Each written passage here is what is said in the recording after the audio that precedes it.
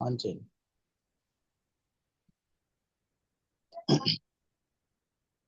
ఈరోజు పట్టుకెళ్ళిపో. ఒకవేళ నేను లేట్ అయితే చాలా మా స్టార్ట్ చేస్తున్నానమ్మా. ఓం శ్రీ సద్గురుభ్యో నమ. 16/10/2025 శుష్క వేదాంత తమో భాస్కరం శ్రీ మలయాళ స్వామిచే రచించబడిన గ్రంథం నుంచి శ్రీ లక్ష్మీ మేడం గారు సంభాషణ చేసి వివరణ చేస్తారు.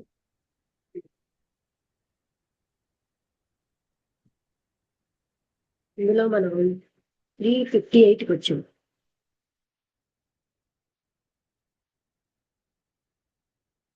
ఇది హిందూ మతమునకు ఎంతో బలమును సమకూర్చింది. ఏ కాలంలోనూ ఎవరో వ్రాసి ఉండే శ్లోకముల యొక్క అనగా పుస్తకముల యొక్క పూర్వోత్తర గుణములను కనుగొని ప్రవర్తించక ఉండుట వివేక ధర్మం కలవారి స్వభావము కాదు. ఎవరో ఎప్పుడో వ్రాసినది ప్రళయాంతము వరకు శరణ్యమని ఋషులు నమ్మి ఉండలేదు. కనుకనే ఒక్కొక్క ఋషులను వారి వారి ఆత్మకు సత్యముగా తోచిన దానిని వారు వారు గ్రంథములుగా వ్రాసే వాటికే స్మృతులని పేర్లు. అట్లు గానిచో వర్ణాశ్రమములపై ఇన్ని స్మృతులను ధర్మశాస్త్రములను ఎలా ఉండవలేను. ఒక్కొక్క దానిలోనూ వేరు వేరు అభిప్రాయములు కలిగి ఉన్నవి. ఇదంతయు కాలానుగుణముగా మార్పు చేయుచు వచ్చినవి అని దృఢముగా నమ్మవచ్చును. ఇప్పుడు నువ్వు అట్టి మహాపురుషులు ఉండినా తప్పక ఈ కాలమునకు తగిన శాస్త్రములు తయారు చేసి ఉందరు. వైద్య శాస్త్రములలో ఒక్కొక్క ఋతువులలోనూ ఆహారములను, వస్త్రధారణలు, స్నానపానములు వేరువేరుగానే విధించబడి ఉన్నది. అదే విధంగా కాలమును అనుసరించి మతములోను మార్పు కలిగించవలైంది. లేనిచో శీతకాలములో ఉపయోగపడే కంబళి వేసవి కాలము వాడినట్లుండు. దైవధర్మమును దానికి సంబంధించిన అనుష్ఠానమునకు మాత్రము దాని అనుష్ఠానములు సనాతనము. ఏలనన దైవము మార్పు కలుగని సనాతన ధర్మ స్వరూపం. దానిలోనూ మైత్రి, కరుణ, ముదిత, ఉపేక్షాదులకును, భక్తి వైరాగ్యాదులకును, సమధమాదులకును మార్పు లేదు. గాని సంఘ భేదములను బట్టి, శరీర ఆరోగ్యమును బట్టి ఆహార పానీయములలో ఋషులు మార్పు చేసుకుని ఉన్నారు. ఏలనా దేహ మనోబల దాఢ్యములకు యుగభేదములచే మార్పు కలుగుచుండును. తపోయోగ యజ్ఞాది కార్యములు కృత, త్రేత, ద్వాపర యుగములకు సంబంధించిన మరియు అనన్య భక్తియు దానబుద్ధియు కలియుగమునకు సంబంధించినవని తెలిపి సమాధి గుణములకును శ్రవణాది త్రయమునకును అనుగుణములను యోగ తప వ్రతాదులను ఏర్పాటు చేసుకోండి. అనగా నిరంతర భగవద్ధ్యాన నిష్ఠ నిలుచుటకు తగినంత సాధనలు చాలునని తెలిపి ఉన్నారు. పరాశర స్మృతి చూడుడు. అన్యే కృత యుగే ధర్మాస్త్రేతాయాం ద్వాపరే యుగే అన్యే కలౌ యుగే నృణాం యుగ రూపానుసారతః. ధర్మములను అనుష్ఠించుచు మనుష్యుల శక్తి తారతమ్యమును అనుసరించి కృత, త్రేత, ద్వాపర, కలియుగములో ధర్మములు భిన్న భిన్నములై ఉండును. అంటే కాలాన్ని బట్టి ధర్మం. తపః పరం కృతయుగే త్రేతాయాం జ్ఞానముచ్యతే ద్వాపరే యజ్ఞమిత్యాహుర్దానమేవ కలౌ యుగే. అంటే కృతయుగంలో తపస్సు, త్రేతాయుగంలో జ్ఞానం, ద్వాపర యుగంలో యజ్ఞం, కలియుగంలో దానం ముముక్షువులకు మోక్షమునకు ముఖ్యములని చెప్పారు. అంటే కృతయుగములో జ్ఞానయోగము, త్రేతాయుగములో ధ్యానయోగము, ద్వాపర యుగములో భక్తి యోగము, కలియుగములో నిష్కామ కర్మయోగమును అనుష్ఠించుటకే జీవులకు శక్తి కలిగి ఉండునని మహర్షుల మతం. జ్ఞానయోగమునకు ఆత్మ యొక్క ఇంద్రియాతీత జ్ఞానమును, ధ్యానయోగమునకు మానసేంద్రియాదులు నిగ్రహము, శుద్ధియు, భక్తి యోగమునకు చిత్తైకాగ్రతయు కలగవలను. ఇంద్రియ నిగ్రహము కలియుగములో కలుగుట ప్రయాసమని తలంచి ఇంద్రియములకు విషయవృత్తి కలగనీయక అసద్వృత్తి నుండి ఇంద్రియముల మరలించి సద్వృత్తిలో ప్రవేశపెట్టి ఫలాపేక్ష లేక ఈశ్వరార్పణ బుద్ధితో చేయడానికి నిష్కామ కర్మయోగం ఏర్పడింది. కనుకనే ఏ పుణ్య కార్యములైనను చేయునప్పుడు పరమేశ్వరార్పణమని చెప్పుట కారణమగుచున్నది. దానికి కారణం ఈ క్రింది శ్లోకం తెలుపుతోంది. కృతే త్వస్థిగతా ప్రాణా త్రేతాయాం మాంసమాశ్రితాః ద్వాపరే రుధిరం చైవ కలౌ త్వన్నాదిషు స్థితాః. కృతయుగంలో ప్రాణములు శల్యగతములై ఉండును. త్రేతాయుగమునందు ప్రాణములు మాంసమును ఆశ్రయించి ఉండును. ద్వాపర యుగమునందు రక్తమును ఆశ్రయించి అవి నిలిచి ఉండును. కలియుగమునందు అన్నాదికమును ఆశ్రయించి ప్రాణములు దేహమునందు నిలిచి ఉండును. కావున దీనిని బట్టి యుగభేదములచే ధర్మములను మారుచుండును. కృతేతు మానవా ధర్మాస్త్రేతాయాం గౌతమా స్మృతాః ద్వాపరే సంఖలిఖితాః కలౌ పారాశరా స్మృతాః. కృతయుగంలో మనుస్మృతి యుక్త ధర్మములను, త్రేతాయుగమునందు గౌతమ స్మృతి ప్రతిపాదిత ధర్మములు, ద్వాపర యుగమున సంఖలిఖిత స్మృతి విహిత ధర్మములు, కలియుగమున పరాశరోక్త ధర్మములను ప్రచారముగా చేయదగి ఉండును. ఈ ప్రమాణమును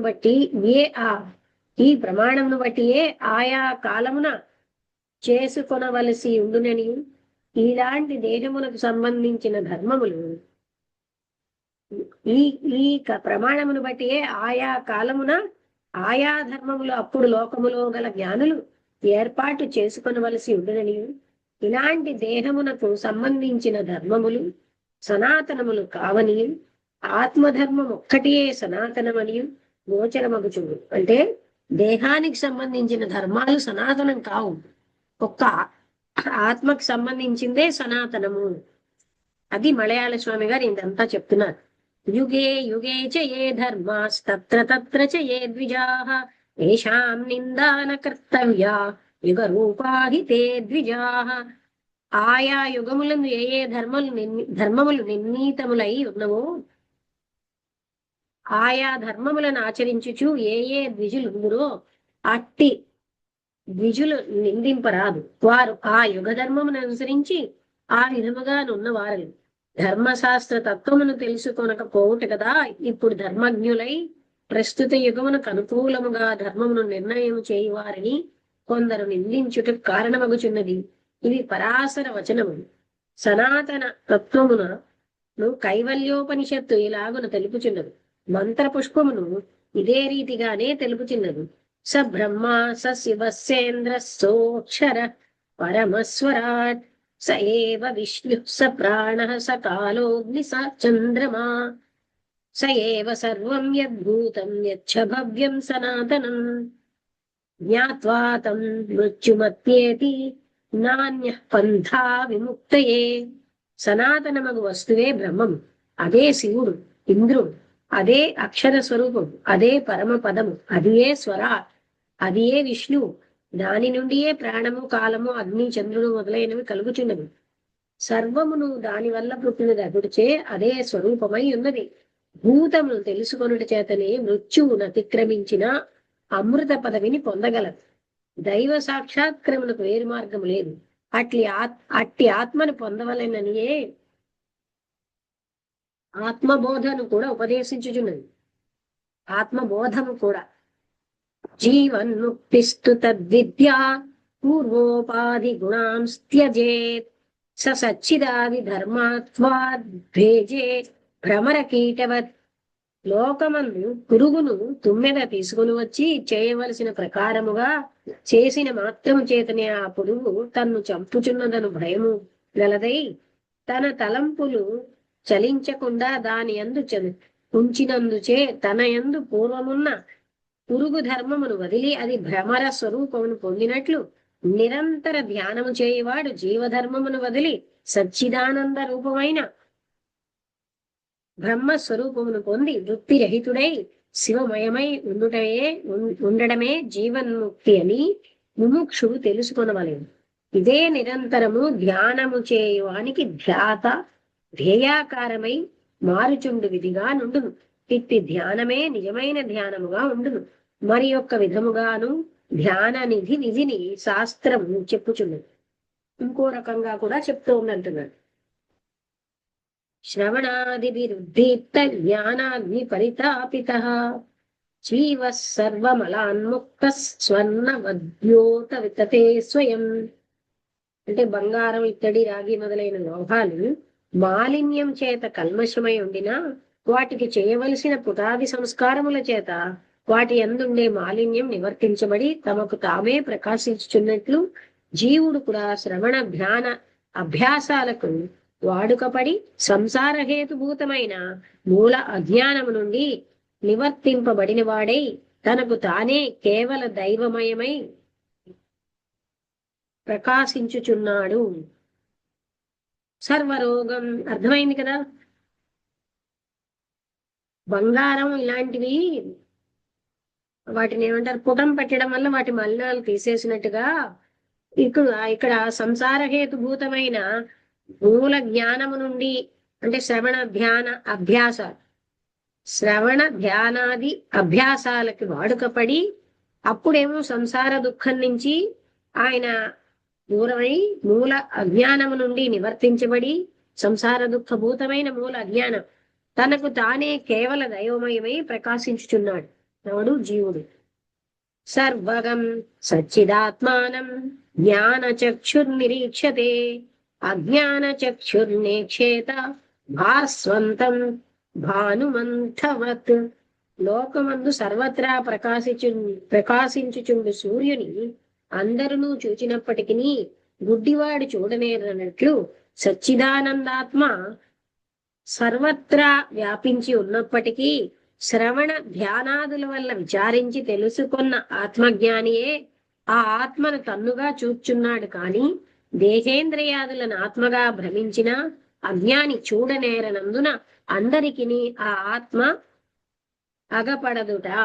అంటే ఆత్మ సర్వత్రా వ్యాపించున్నా అది అందరికీ ఎందుకని అంటే ఆ కనబట్టం లేదు అంటే ఎవరైతే శ్రవణ మననాలు అలాగా వాటితోటి ఉన్న వాళ్ళందరికీ అలాంటి జనులకి కనిపిస్తుంది. అజ్ఞానికి మాత్రం ఆత్మ అన్నది కనబడదు. కనబడడం అంటే ఏంటి? అది వేరేగా అని కాదు, తానే బ్రహ్మాన్ని చూసిన వాడు బ్రహ్మం అయిపోతాడు అంటారు.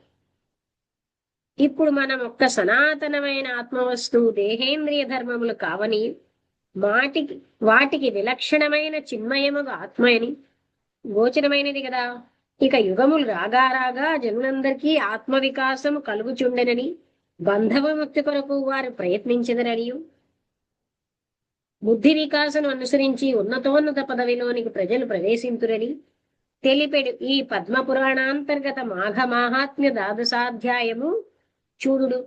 పురాకృత యుగే రామ బ్రాహ్మణ వై తపస్వినః అబ్రాహ్మణ తతో రాజన్ న తపస్వి కథంచన. అంటే త్రేతాయుగే వ్యవర్తంత బ్రాహ్మణ క్షత్రియాశ్చయే తపోతస్యంత తే సర్వే శుశ్రూషామపరే జనాః తతో ద్వాపర సంజ్ఞాతే తపో వైశ్యా సమావిశేత్. యుగేషు త్రిషు రాజేంద్ర ధర్మం చ కృద్విజాతయః భవితా శూద్రయో యోన్యాం హి తపశ్చర్యా కలౌ యుగే. ఓ రామచంద్ర, పూర్వం కృతయుగమునందు బ్రాహ్మణులు మాత్రము తపస్సేయుచుండి. ఓ రాజా, బ్రాహ్మణులు కానివారులు కృతయుగమునందు ఒకనొకప్పుడు కూడా తపస్సేయునది లేదు. త్రేతాయుగమునందు బ్రాహ్మణులు క్షత్రియులు కూడా తపము చేయుచుండి. మిగిలిన వారందరూ ఆ తపస్సు వారికి శుశ్రూష చేయుచుండి. తరువాత ద్వాపర యుగమునందు వైశ్యులు కూడా తపము చేయుచూ వచ్చిరి. ఓ రాజశ్రేష్ఠుడా, ఈ విధముగా 3 యుగములందును ద్విజులకు బ్రహ్మ క్షత్రియ వైశ్యులు ధర్మము జరుపుచుండి. కలియుగమునందు శూద్రమయోనులయందు పుట్టిన వారు కూడా తపము చేయదు. మరియు సనాతన ధర్మ గ్రంథమున ఈలాగున కనిపించుచున్నది. అంటే అది కూడా ఉన్నతి నిఖిలా జీవా ధర్మేణైవ క్రమాదిహ నిదధాన సావధాన లభంతేంతే పరం పదం. లభంతేంతే అంటే సకల జీవరాశులు క్రమముగా వాటి ధర్మములను అనుసరించి ఉన్నతోన్నత పదవిని పొందుచుండురనియు ఇది వారి వారి అనిష్టానం బట్టి సావధానముగా గాని త్వరితముగా గాని కలుగుచుండునని అంత్యమున అన్ని జీవరాశులు ప్రబోధ జ్ఞానం కలవారై పరమపదముకు ముక్తిని పొందుదరని గ్రహించదగింది. అయితే ఆచరణ లేనిచో తాను అభ్యసించిన శాస్త్రములన్నీ వ్యర్థములని గ్రహించవలయను. అదండి, అంటే ప్రాక్టీస్ లేకపోతే అన్నీను మర్చిపోతాం కూడా. తర్వాత అందుకే కొంచెమైనా ప్రాక్టీస్ ఉన్న జ్ఞానమే నిలుస్తుంది. ఆచారహీనం ఆచారహీనం న పునంతి వేదాః యద్యప్యతైధీతా సహ షడ్భిరంగైః ఛందాంస్యేనం మృత్యుకాలే త్యజంతి నీడం శకుంతా ఇవ జాతపక్షాః. వేదాంగములు చదివిన వాడైనను ఆచారము లేనిచో అంటే శీలము లేకపోతే పక్షులు రెక్కలు రాగానే గూటిని విడిచినట్లు వేదములు మృత్యుకాలమునందు అట్టి వారిని విడిచిపెట్టును. వేదాస్త్యాగశ్చ యజ్ఞాశ్చ నియమాశ్చ తపాంసి చ వినిపించడం లేదు లక్ష్మి, వినిపించడం లేదు. అవునా, అందరికీ వినిపిస్తోందా? హలో, వినిపించడం లేదు. వినిపిస్తుంది. మీదే మ్యూట్ లో ఉన్నట్టు అందరికి వినిపిస్తుంది. అయితే ఏంటైంది వసంతలత? చూడు, లాగౌట్ అయి లాగిన్ అవి.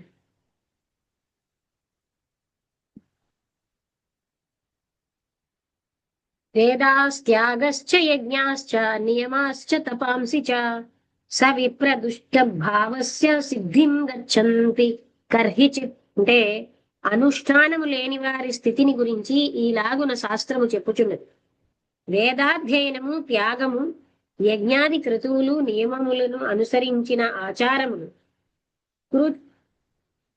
కృచ్చు చాంద్రాయణాది తపోవ్రతములు, ఇవన్నీ ఆచరణ లేని చెడు మనస్సు గలవానికి ఎట్టి నిర్మల స్థితిని అనగా జ్ఞానాన్ని ఎచ్చటను అనగా ఇహమనందు గాని పరమనందు గాని ఏ స్థలములో గాని కలగజేయ జాలవని మనుస్మృతి కనుకునే వివేక చూడామణిలో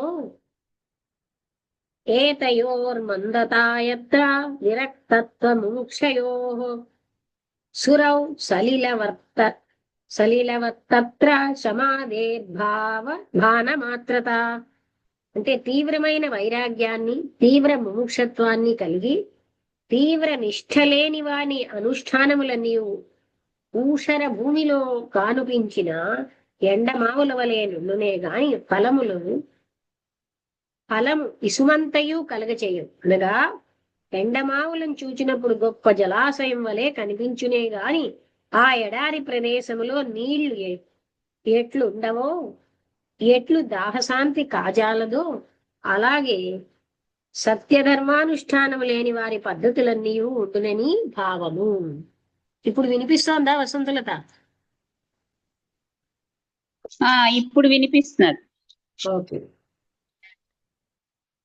ఆచినోతి చ శాస్త్రార్థం ఆచారే స్థాపయత్యపి స్వయమాచరతే యస్మాచార్యస్తేన కథ్యతే. ఈ శ్లోకము చే నిజమైన ఆచార్యుడంటే గురువు యొక్క లక్షణము చెప్పబడింది. ఎవడు బ్రహ్మనిష్ఠుడకు గురువు దగ్గర చక్కగా శాస్త్రార్థమును తెలుసుకొని శాస్త్రము రీతిగా స్వయముగా ఆచరించువాడై తాను అనుష్ఠించినట్లు కపటము లేక లోకములో బోధించువాడు అనగా ధర్మమును స్థాపించువాడో వాడే ఆచార్యుడు అనబడు. వేదాభ్యాసస్తపో జ్ఞాన ఇంద్రియాణాం చ సంయమః అహింసా గురు సేవా చ నిశ్రేయసకరం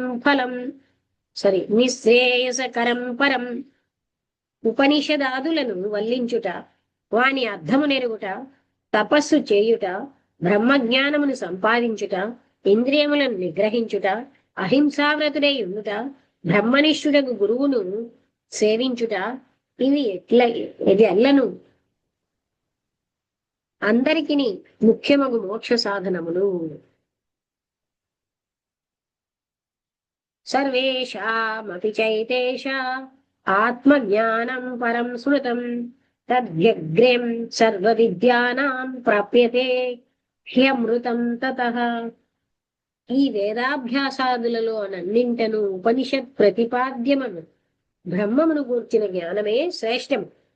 ఆ జ్ఞానం వల్లనే మోక్షం కలుగును. కావున అది అన్ని విద్యలలో ప్రధానము, సంపాదింపతగినదిగాను ఉన్నది.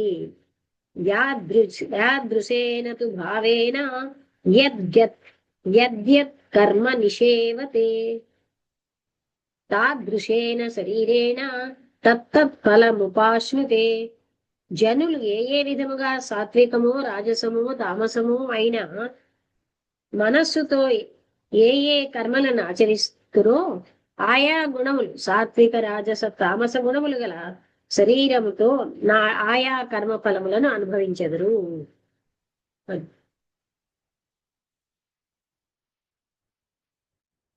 కావున జనులారా, ఏ కార్యమునైనా చేయునప్పుడు ఏ భావముతో చేయుదురో వానికి అనుగుణమైన ఫలము తప్పక కలుగును. కనుక దాని నిర్మల భావముతో జీవింతురు. సదా నిర్మల భావం. సర్వభూతేషు చాత్మానం సర్వభూతాని చాత్మని సమం పశ్యన్నాత్మయాజీ స్వరాజ్యమధిగచ్చతి. సర్వభూత కోట్లలో తన ఆత్మను, సర్వభూత కోట్లను తన ఆత్మయందు అనగా అన్నింటిలోనూ తనలో గల దైవమును సమముగా చూచువాడెవడో వాడే ఆత్మరాజ్యమును అనగా బ్రహ్మ పదము అగు మోక్షమును పొందగలుగు.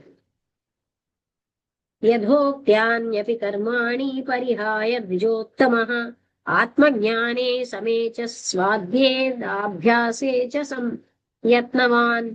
బ్రాహ్మణుడు శాస్త్ర విహితములకు అగ్నిహోత్రాది కర్మలు పరిత్యజించి అయినను పరమాత్మ చింతనము, ఇంద్రియ జయము, శ్రమ, ప్రణవ జపము, ఉపనిషద్ ఆది పారాయణం వీనియందైనను ప్రయత్నపరుడై ఉండవలెను. ఇవియే ముక్తిని చేయునవిగా ఉన్నవి. ఏతద్ధి జన్మ సాఫల్యం బ్రాహ్మణస్య విశేషతః ప్రాప్యైతత్కృతకృత్యో హి ద్విజో భవతి నాన్యథా. ఈ ఆత్మజ్ఞాన ఉపనిషద్ అభ్యాసాదులే ముఖ్యముగా బ్రాహ్మణునకు జన్మ సాఫల్య హేతు. ఎలా అంటే ద్విజుడు ఈ బ్రహ్మజ్ఞాన వేదాదులను అభ్యసించి జన్మ సాఫల్యము పొందును గాని ప్రకారాంతమున కృతార్థుడు కానేరడు. ఈ మానవ శాస్త్ర అంత్యమగు 12 అధ్యాయాంతమున శ్రీ మను మహర్షి బ్రహ్మజ్ఞానము చేతను ఉపనిషత్ పఠనము చేతను మాత్రమే ముక్తి కలిగిననియు గత్యంతరము లేదనియు స్పష్టముగా చెప్పుటచే ముముక్షువులు ఈ 2 కార్యములను అవశ్యముగా ఆచరింపదగింది. తపో విద్యాచ విప్రస్య నిశ్రేయసకరం పరం తపసా కిల్విషంహాంతి నిత్యయామృతమశ్నుతే. తపస్సు బ్రహ్మజ్ఞానాన్ని బ్రహ్మనిష్ఠునికి లిక్కిలి మేలొసగు. తపస్సు చే సమస్త కల్మషములు నశించును. బ్రహ్మజ్ఞానము చే మోక్షము నొందు. ఇట శృత్యర్థమే వివరించబడింది. సర్వస్తరతు దుర్గాణి సర్వో భద్రాణి పశ్యతు సర్వః సద్బుద్ధిమాప్నోతు సర్వత్ర నందతు. ఆత్మజ్ఞానులకు సోదరి సోదరులారా, శ్రీ సనాతన ధర్మం యొక్క తత్వమును ఈ చిన్న వ్యాసముచే మనము గ్రహించితిమి. ఈ తత్వమునే విశదీకరించి వ్రాయబూనిన అదే ఒక గ్రంథముగా కలుగును. ఇంతవరకు చెప్పిన దానిలో వర్ణాశ్రమమునకు అశాశ్వతత్వము చెప్పబడి ఉండినను అట్టి వర్ణాశ్రమమును అతిక్రమించి మీరు వర్తించవలనని నా అభిప్రాయం కాదు. అయితే వర్ణాశ్రమమునకు అతీతమై వెలుగుచుండు ఆత్మను మాత్రము మీరు పొందవలెను. ఆశయమే గాని మరేమియూ కాదు. దేహమునకు సంబంధించిన వర్ణాశ్రమములు లోక వ్యవహారము కొరకు ఏర్పాటు చేయబడింది. అట్టి లోక వ్యవహారములు కావలసిన వారు వాని అవశ్యముగా ఆచరించవచ్చును. అయితే దీని వల్ల తనకును ఇతరులకును ఆత్మప్రాప్తికి ప్రతిబంధము కలగకుండునట్లు భద్రముగా చూచుచుండవలెను. అట్టి వారికి లోక వ్యవహారార్థము వర్ణాశ్రమములు పాటించినను అది ఆత్మజ్ఞానమునకు అడ్డు కలగచేయజాలదు. ఇంతే మనం గ్రహించవలసిన ముఖ్య విషయము. అని మలయాళ స్వామి వారు ఒక్కసారి 300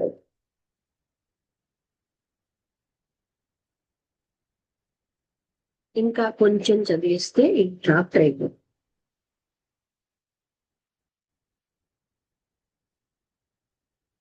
భగవాన్ వాసుదేవో హి సర్వభూతేత్యవస్థితః ఏతజ్ఞానం హి సర్వస్య మూలం ధర్మస్య శాశ్వతం. వాసుదేవుడగు భగవంతుడు ఈ సర్వభూతములలోనూ సమముగా వెలుగుచుండువాడు. ఇట్టి జ్ఞానము సమస్త ధర్మముల యొక్క మూలం. ఇదే శాశ్వతమైన సనాతన ధర్మం. శ్రూయతాం ధర్మ సర్వస్వం శ్రుత్వా చాప్య నార్యతాం ఆత్మనః ప్రతికూలాని పరేషాన్ న సమాచరేత్ న తత్పరస్య సందధ్యాత్ ప్రతికూలం యదాత్మనః ఏష సామాసికో ధర్మః కామాదన్యత్ ప్రవర్తతే.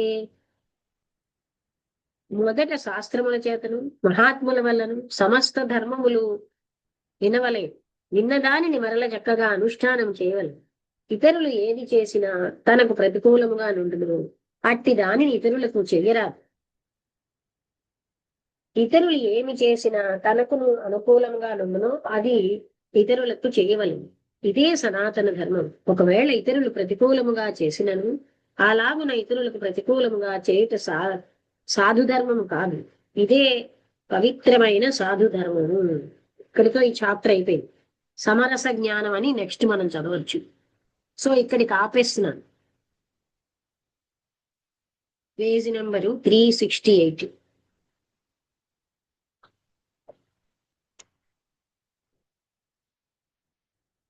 ఎవరైనా చెప్తారా? రమణ రాసుకున్నారా?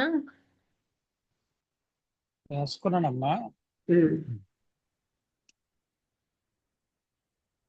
నమస్తే అబ్బా.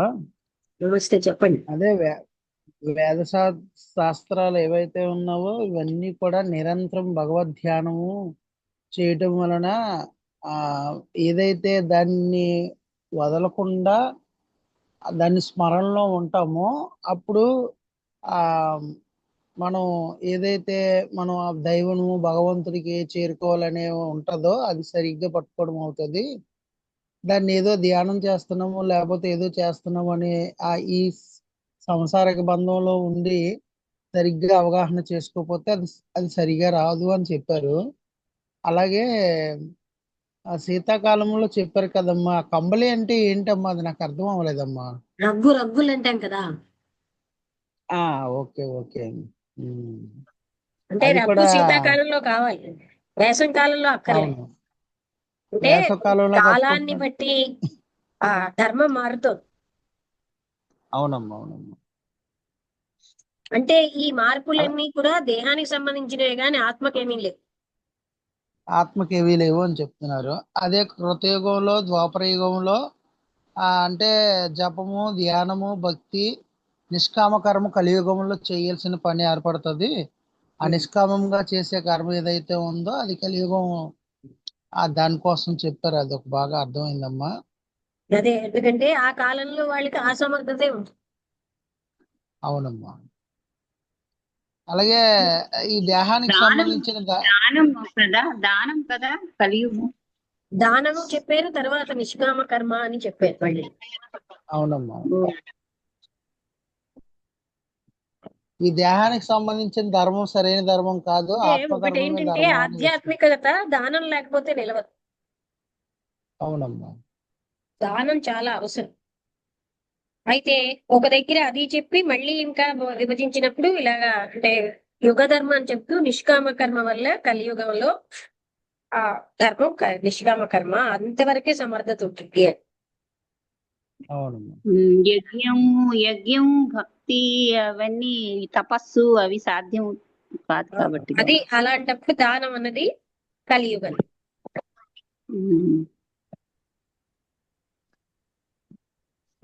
అలాగే ఈ దేహానికి సంబంధించిన ధర్మం కాదు, ఆత్మ ధర్మం.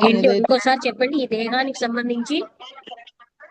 దేహానికి సంబంధించిన ధర్మం సరైన ధర్మం కాదు, ఆత్మకి ఆ ఏదైతే ఉందో అది ధర్మము, అదే ధర్మము అని చెప్పారు కదమ్మా. ఆహా, ఇవన్నీ ఈ మార్పులు దేశ కాలాలను బట్టి వచ్చేదంతా దేహానికి సంబంధించేదే.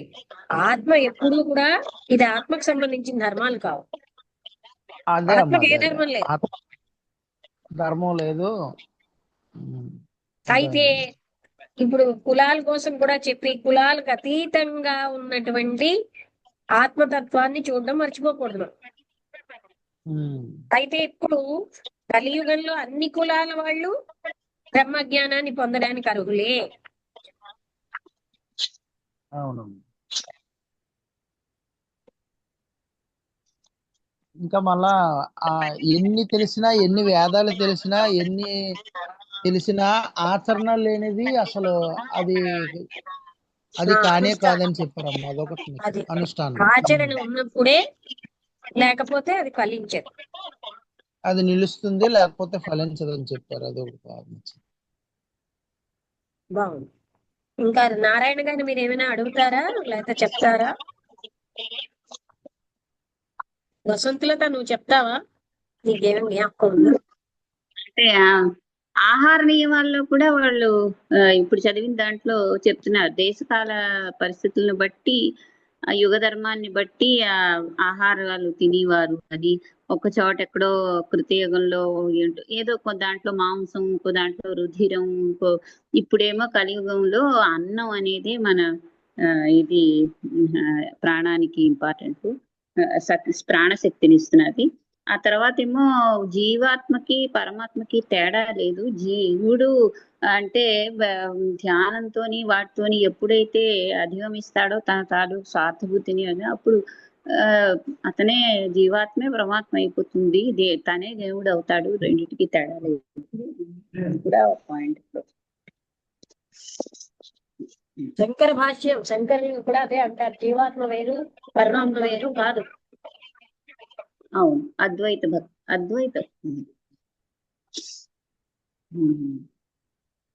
అదే అలా పిలువబడుతుంది కానీ అదే పరమాత్మే ఇక్కడ ఉంది. అంటే జీవాత్మ పరమాత్మ ఒకటే, కానీ అది అది ఆ శక్తి తెచ్చుకోగలిగితే తనే పరమాత్మ అవుతాడు. కానీ మనం ఏంటంటే లోవర్ లెవెల్లో ఉంటాం కాబట్టి మనం ఎప్పుడు జీవుడిలాగే బతుకుతాం. అంటే దేహాత్మ భావం ఉన్నంత వరకు జీవాత్మగా అనొచ్చు. ఆ దేహాత్మ భావం పోతే ఉన్నదే పరమాత్మ స్థితి. అవును, స్థితి అది. ఈ మలయాళ స్వామి గారు చాలా సూక్ష్మతరమైన విషయాలు, ఆచరణాత్మకమైనవి చాలా. అంటే అసలు ఈ ఆ? మలయాళ స్వామి గారి తాలూకా ఈ మలయాళ స్వామి గారి తాలూకా ఏమిటి ఇదేమిటి అంటే అతను ఎవరు మలయాళ ఏమిటి? స్వామి గారు చాలా ఎన్లైటెండ్ అండ్ సంస్కరణతో అసలు ఈ పుస్తకం రాయడానికి కారణం ఏం చెప్పారంటే, చాలా మంది బ్రహ్మజ్ఞానం తెలిసిన గురువులు గాని శిష్యులు గాని వాళ్ళకి అనుభవానికి రావట్లేదు. ఎందుకు రావట్లేదు అంటే, కొంతమంది గురువులు ఏమంటారు, పర్వాలేదులే శిష్యులని బట్టి నువ్వు మాంసాహారం తిన్నా పర్వాలే, ఇలాంటి గురువులు ఉండబట్టి శిష్యులు ఎలా పాడైపోతున్నారు. అలాగే శిష్యులు కూడా అనుష్ఠానం లేకపోవడం వల్ల చదివేసి ఇవన్నీ చూసాక ఆయనకి ఈ పుస్తకం రాయాలనిపించింది. అంటే ఎందుకు అంటే అనుభవంలోకి రావట్లేదు అని. అది మొదటి గ్రంథం అంతా అలా రాసి ఇప్పుడు రెండో గ్రంథంలో ఇలాగ ఎన్నో ఉన్నాయని విన్నాను, మూడో నాలుగో. అంటే బాగా ఇతను రాస్తారు. కేరళ అతనా మలయాళం? మలయాళ స్వామి అతని పేరు మరి అంతేనేమో, కానీ ఆయన మంచి ఎన్లైటెండ్ పర్సనే కాకుండా రిఫార్మిస్ట్ కూడా. ఇప్పుడు మాటల్లో అర్థం అవుతోంది కదా, అంటే స్త్రీలు అర్హులా, మొదటి వాల్యూమ్ లో ఇలాంటి ప్రశ్నలు వచ్చాయి, ఎందుకు అర్హులు కాదు అంటూ ఆయన అలాంటివన్నీ చెప్తున్నారనమాట. అలాగే అంటే మనకి చాలా రోజులై ఉన్న కొన్ని మూఢాభిప్రాయాలను తొలగిస్తున్నారు. ఇప్పుడు వర్ణ వ్యవస్థ గురించి వాడు ఏదో చదివావు, అది కొంత ఇది అంటే ఏంటి అతను అన్నారు, అది లౌకిక లెవెల్లోనే వాటిని ఉంటూ ఉండడం. అదే చెప్తున్నారు కదా, అదేమి ఆత్మతత్వానికి సంబంధించిన కాదు. కాక మనం లౌకిక లెవెల్లో కూడా ఆత్మని చూడడం మర్చిపోకూడదు, శూద్రుల్లో కూడా ఆత్మతత్వాన్ని చూడాలి. అంటే అది ఎప్పుడు కూడా మర్చిపోకూడదు అని చెప్పారు. ఎందుకంటే ఆ స్టాంపింగ్ వేసుకుని మనస్సును విభజించుకోకూడదు. కాక ఇప్పుడు కలియుగంలో అందరూ ఆత్మజ్ఞానానికి అర్హులే అని ఒకటి చెప్పారు. అంటే యుగ ధర్మం మారుతోంది కదా, అంత గట్టిగా మనం అంటే ఇతను మధ్య మధ్యలో సంస్కృతం చదువుతున్నావు కదా శ్లోకాలు, అంటే అతను సంస్కృతంలో రాశారా మెయిన్, అంటే అతను మధ్య ఏం మధ్యలో చేస్తున్నారంటే ఉపనిషత్తుల్లోంచి ఇంకా ఎన్నెన్నో భగవద్గీతలోంచి ఎక్కువ సార్లు తీసుకున్నారు ఇంతకు ముందువి. తర్వాత కొన్ని వేదాలు ఇంకా ఎక్కడి నుంచో తీసుకుంటున్నారు. అవి తీసుకుని అంటే ఆయనకి అంత జ్ఞానం ఉంది కనుక దానికి తగినట్టుగా అందులోంచి ఆ శ్లోకం తీసుకుని దానికి వివరణ ఇస్తున్నారు. అవును, బాగుంది. అంటే ఒక్క భగవద్గీతే కాదు, భగవద్గీతలో చాలా తీసుకున్నారు లాస్ట్ టైము. ఇప్పుడు ఏంటంటే ఆ అకేషన్ ని బట్టి ఎక్కడి నుంచి తీసుకోవాలో తీసుకుని అది ఆత్మబోధ శంకరాచార్యులు రాసిన దాంట్లోంచి కూడా తీసుకున్నారు ఇప్పుడు. ఆయనకి అన్నీ అవును, తెలుసు ఇందాక కనుక చెప్పావు ఆత్మబోధం. ఆ అక్కడ ఏది సరిగ్గా ఫిట్ అవుతుందో అది తీసుకుంటున్నారు ఆయన. అంటే ఆయనకి అన్నింటి వాళ్ళు అంతా చదువుతారు కదా శాస్త్రాధ్యయనం. కాక అతను అంటే అంటే అతని జ్ఞానం తాలూకు ఎసెన్స్ అంతా ఈ పుస్తకంలో మనకి, అంటే మనం ఆ ఉన్నది. అది పుస్తకాలు కాకుండా చదవలేకపోయినా సరే ఆయన ట్రై చేస్తున్నది ఏంటంటే మన అందరిలో కొన్ని రకాలైన ఆ, అభిప్రాయాలు ఉండిపోయి ఆ అభిప్రాయాలు వాటిని తొలగిస్తున్నారు. అంటే ఇప్పుడు అదే ఎంత కరెక్ట్ గా చెప్పారో ఇవన్నీ కూడా లౌకికానికే. ఈ మనమేమోని ఆత్మతత్వాన్ని మర్చిపోకూడదు అని లౌకికంలో పడి అది కూడా అలాంటివన్నీ మనుషులు ఏం చేస్తారు, అన్ని చోట్లకి తెచ్చేస్తారు దాన్ని. తర్వాత మనసులో కండిషనింగ్ ఏర్పడిపోతుంది. అలాంటి కండిషనింగ్స్ అధిగమించాలని.